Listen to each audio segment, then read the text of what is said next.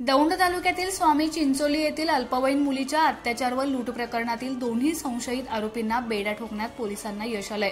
दौंड व भिगवण पोलिसांच्या पथकाने ही कामगिरी केली।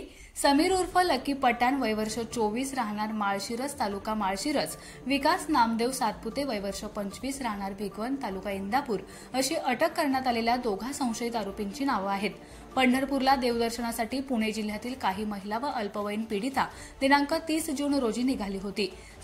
स्वामी चिंचोली येथे पहाटे चहा पिण्यासाठी थांबले असता दोघांनी कोयत्याचा धाक दाखवत मिरचीची पूड डोळ्यात टाकत महिलांच्या अंगावरील 1.5 लाख रुपयांचे सोन्याचे दागिने लुटले। तसेच 17 वर्षीय अल्पवयीन मुलीला गाडीतून फरफटत आडबाजूला नेत तिच्यावर अत्याचार केला। अखेर या घटनेचा तपास लावण्यात पोलिसांना यश आलंय। धक्कादायक बाब म्हणजे ज्या स्वामी चिंचोली भागात ही घटना घडली होती त्या भागात जवळच असलेल्या एका मठात हे आरोपी आश्रयास असल्याचं समजतंय।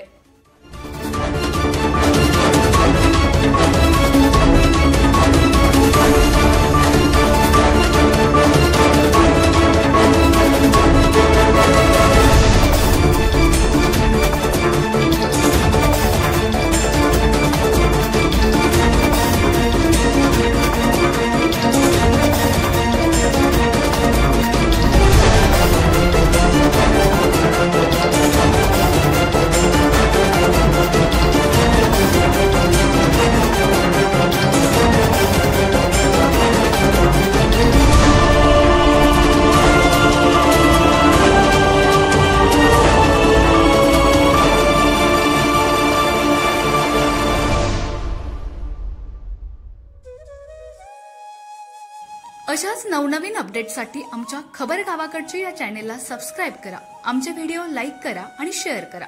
धन्यवाद।